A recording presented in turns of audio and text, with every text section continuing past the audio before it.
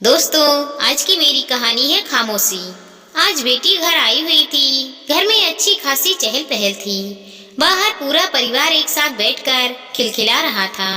हंसी ठिठोरी की गूंज अंदर कमरे तक सुनाई दे रही थी। गगन जी का भी मन कर रहा था कि वह भी अपने परिवार के साथ बैठे बात करे, पर वो तो अपने बीमार शरीर और उदास मन को लिए अपने कमरे में पलंग पर लेटे हुए थे।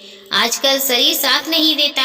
बूढ़े और बीमार जो हो चुके थे, ज्यादा बोल भी नहीं पाते थे, पर मन बहुत कर रहा था अपने परिवार के साथ बैठने का, उनसे बात करने का।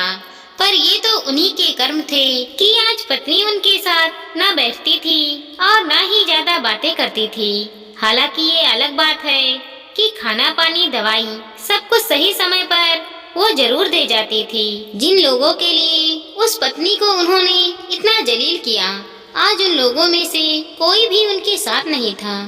थी तो वही जो जलीलत के बावजूद इस घर में रह गई, उनके जैसे शख्स के साथ निभा गई, पर खामोशी का आवरण ओढ़े हमेशा चुप सी ही रहती है। जानते थे कि बाहर बच्चे हंस रहे हैं, बोल रहे हैं, और वो उनको हंसता बोलता देखकर सिर्फ मुस्कुरा कर चुपचाप उन लोगों को देख रही होगी। आज भी याद है उन्हें, जब सुमन उनकी पत्नी बनकर इस घर में आई थी। कितनी खुशमिजाज थी वो, हमेशा हंसती खिलखिलाती रहती थी। उनका यही स्वभाव तो पसंद आया था उन्हें, जब उन्होंने अपने एक रिश्तेदार की शादी में उसे देखा था। बस एक नजर में ही उनकी बेवक हंसी उनके दिल को भा गई थी और इसीलिए उन्होंने शादी के लिए हाँ कर दी। पर ये नहीं पता था कि इस हंसी के वो दुश्मन हो जाएंगे।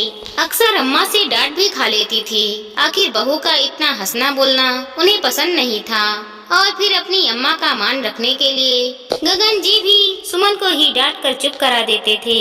लेकिन सुमन भी क्या करती, अपने स्वाभाविक स्वभाव को तोड़ भी नहीं सकती थी, और उनका स्वभाव तो वैसे ही हंसमुख था, तो फिर कुछ देर बाद वापस वैसे ही हो जाती। गगन जी भी मन ही मन मुस्कुरा कर रह जाते, पर अम्मा के सामने खुलकर जाहिर नहीं कर पाते।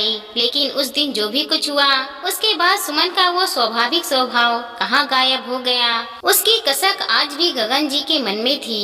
जरा सी हिम्मत नहीं कर पाए अपनी अम्मा के सामने, ये जानते हुए कि पत्नी सही है, और पत्नी को ही दबा कर रख दिया। उस दिन छोटी बहन जानकी की सगाई थी। बड़ी बहन आरती भी घर आई हुई थी, और कई खास रिश्तेदार घर पर मौजूद थे। सगाई का प्रोग्राम पूरा हो चुका था।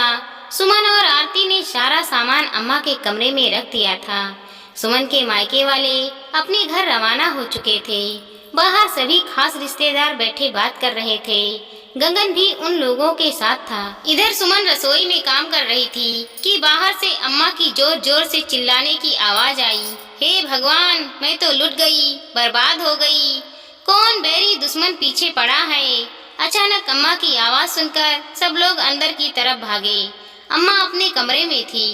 गगन ने आकर अम्मा से पूछा, क्या हुआ अम्मा, इस तरह क्यों रो रही हो, क्या हो गया। पर अम्मा तो जोर जोर से छाती पीट पीट कर दहाड़े मार कर रो रही थी। चुप होने का नाम ही नहीं ले रही थी। अरे बताओ तो सही क्या हुआ है। रोना बंद करोगी तो हमें पता चलेगा ना। पीछे से मामा जी ने भी कहा। मामा जी की बात सुनकर अम्मा रोते हुए बोली, अरे जानकी के ससुराल से आए हुए गहने कहाँ हैं, नहीं मिल रहे, जरूर चोरी हो गए होंगे। हे भगवान, मैं इसके ससुराल वालों को क्या जवाब दूंगी, मैं तो बर्बाद हो गई।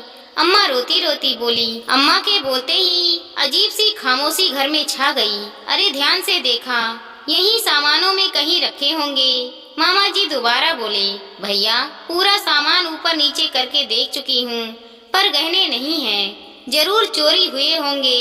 अरे शुभ शुभ बोला, एक बार हमें देखने दो। अम्मा को पारे हटाकर मामा जी खुद सामान चेक करने लगे, लेकिन उसमें गहने नहीं थे।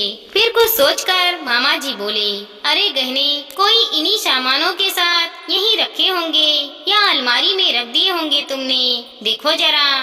अरे मैंने सामान कहाँ रखे, सामान तो आरती और सुमन रख रही थी। हाँ तो आरती और सुमन से पूछ लो, जरूर उन्होंने अलमारी में रख दिए होंगे।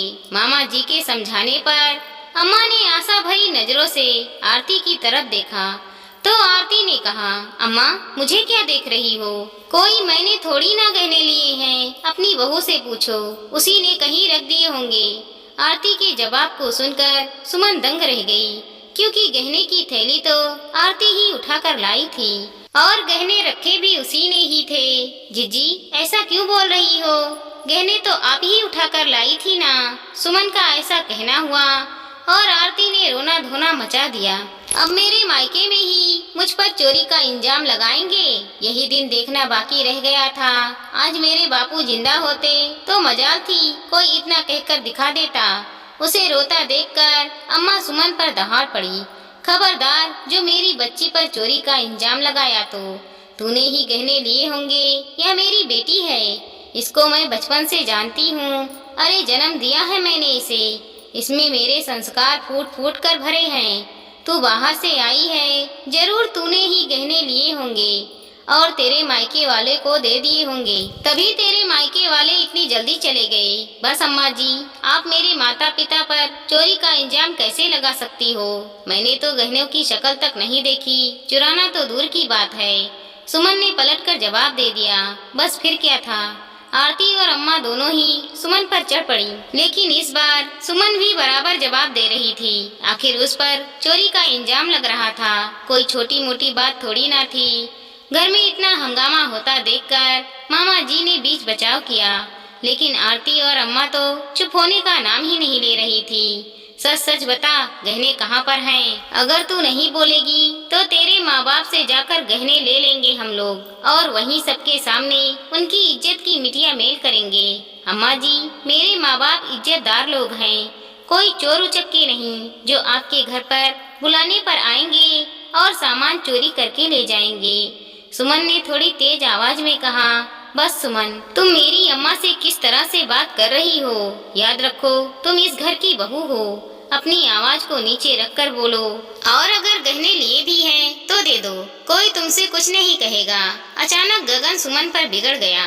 गगन के इस जवाब से सुमन हक्की बक्की रह गई। मतलब गगन भी उस पर ही इंजाम लगा रहा था। एक लड़की जो ससुराल को अपना घर मान लेती है, आज वहाँ सुमन बिल्कुल अकेली खड़ी थी, पति तक साथ नहीं था। गगन के जवाब के बाद सुमन की नजर आरती से टकराई तो वो मंद मंद मुस्कुरा रही थी। इससे बड़ी जीत और क्या हो सकती थी। लेकिन तब तक आरती का 9 साल का बेटा अपने हाथों में एक कपड़े की छोटी सी पोटली लेकर आया और सबके सामने ही बोला, माँ, ये अपना सामान नहीं है, किसी ने गलती से अपने सामान में रख दिया। उसे देखते ही आरती के चेहरे पर पसीने की बूंदें चमकने लगी। उसके चेहरे पर डर देखकर मामा जी ने वो पोटली उस बच्चे के हाथ से अपने हाथ में ले ली और उस पोटली को खोलकर देखा तो सब भौचक्के रह गए। उसमें जानकी के ससुराल से आए हुए गहने थे। सबने हैरानी से आरती की तरफ देखा, पर वो तो बेशर्मों की तरह अपने बेटे का हाथ पकड़कर दूसरे कमरे में चली गई, जैसे कुछ हुआ ही ना हो। रिश्तेदार मुंह पर हाथ रखकर दबी जबान से बातें करने लगे। तभी अम्मा बोली, अरे वो भूल गई होगी रखकर, इसमें यूं जबान दबाकर बात करने की क्या जरूरत है।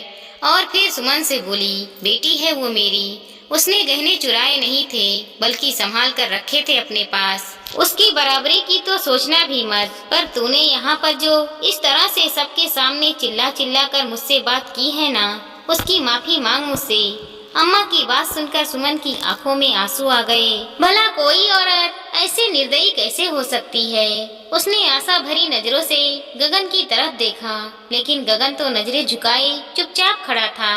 ये देखकर वो रोते हुए अपने कमरे में चली गई। लेकिन जब इतना हंगामा हो ही गया था तो रिश्तेदार भी धीरे धीरे करके वहाँ से रवाना हो गए। यहाँ तक कि आरती ने भी देर नहीं लगाई वहाँ से रवाना होने में। अब घर में अम्मा, जानकी, गगन, मामा जी, बुआ जी और सुमन ही बचे थे। लेकिन अम्मा तो अब आसन पर बैठ गईं कि जब तक बहू माफी नहीं मांगेगी तब तक मैं पानी की एक बूंद नहीं पीऊंगी। आखिर उसने इतने रिश्तेदारों के सामने मुझसे ऊंची आवाज में बात की तो की कैसे, सबके सामने मेरी बेइज्जती कर दी। आखिर गगन ने समझाया, अम्मा जो बात हो गई अब उसे छोड़ो भी, आप पानी पी लो, आपकी तबीयत बिगड़ जाएगी। अरे ऐसे कैसे छोड़ दूं, तेरी पत्नी ने इतने लोगों के सामने मेरी बेइज्जती की है, माफी तो उसे मांगनी ही पड़ेगी। अम्मा अपनी ही अड़ में बोली, पर अम्मा, आरती जीजी ने भी तो गलती की थी, आखिर सुमन की क्या गलती? अरे वाह, आज तो बीबी के लिए तो अपनी बहन को गलत बता रहा है। अरे वो गहने रखकर भूल गई होगी। भला कौन बेटी अपने घर में चोरी करती है? लेकिन बहू को तो इज्जत को ढक कर रखना चाहिए था। वो भी सबके सामने बेशर्मों की तरह लड़ पड़ी मुझसे। अब तू उसका साथ दे रहा है, इससे तो मैं मर जाती तो ज्यादा अच्छा था। पर याद रख, पत्नी तो फिर भी तुझे दोबारा मिल जाएगी, माँ नहीं मिलेगी दोबारा। अम्मा आंसू बहाते हुए बोली। आखिर अपनी माँ को रोता देखकर गगन वहाँ से उठा और सीधे सुमन के पास कमरे में पहुंच गया और जाकर बोला, सुमन, क्या अड़ में बैठी हुई हो तुम? जाकर अम्मा से माफी मांग लो ना। देखो उन्होंने पानी की बूंद तक नहीं पी है, कहीं उनकी तबीयत खराब ना हो जाए तो उसकी जिम्मेदारी मेरी है क्या? मैं क्यों माफी मांगू?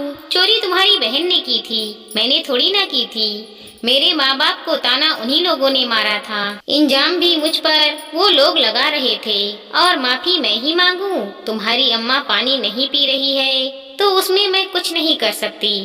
आखिर उनकी गलतियों के लिए मैं क्यों माफी मांगू? सुमन समझो तो, देखो पत्नी तो मुझे और मिल जाएंगी, लेकिन माँ तो एक ही है मेरे पास, वो दोबारा नहीं मिलेंगी। तुम्हारी एक माफी से उन्हें खुशी मिलती है तो माफी मांग लो ना। गगन ने अपनी आवाज ऊंची करते हुए कहा। उसके इस जवाब से सुमन के अंदर कुछ दरक सा गया। पत्नी और मिल जाएगी पर माँ दूसरी नहीं मिलेगी, तो पत्नी फिर हाथ थाम कर इस घर में लाई क्यों गई? इस घर में मेरी जगह कहाँ है? सोच सोच कर सुमन का रोना छूट गया।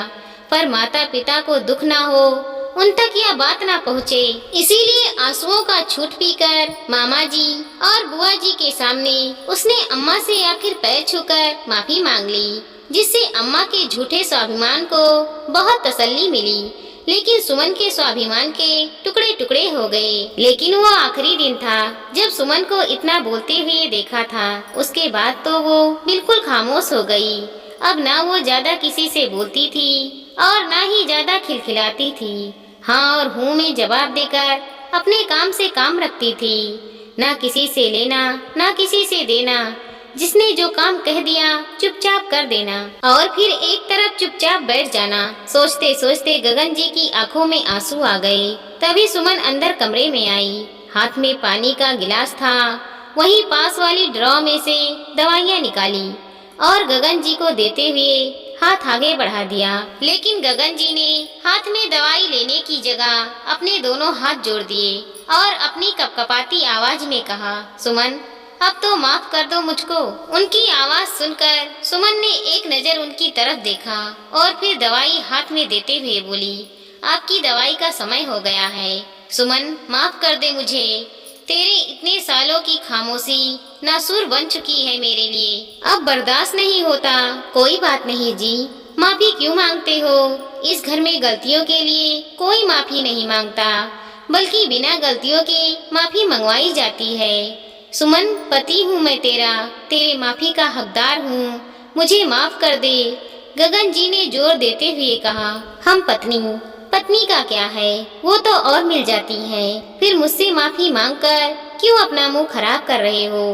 कहकर सुमन कमरे से बाहर निकल गई। लेकिन गगन जी के पास सिवाय पछतावे के और कुछ नहीं था। दोस्तों, पति पत्नी तो जीवन साथी होते हैं, इस जन्म के नहीं, सातों जन्म के लिए। फिर पत्नी पर ना विश्वास करके उसे गलत ठहराकर उसके मन को ठेस नहीं पहुंचाना चाहिए, नहीं तो हंसती खेलती जिंदगी में सिर्फ खामोशी ही खामोशी रह जाती है। दोस्तों, हमारी छोटी सी कहानी को लाइक करें, शेयर करें और चैनल पर नए हैं तो सब्सक्राइब करें। साथ ही साथ मिलते हैं अगले वीडियो के साथ। तब तक के लिए धन्यवाद दोस्तों।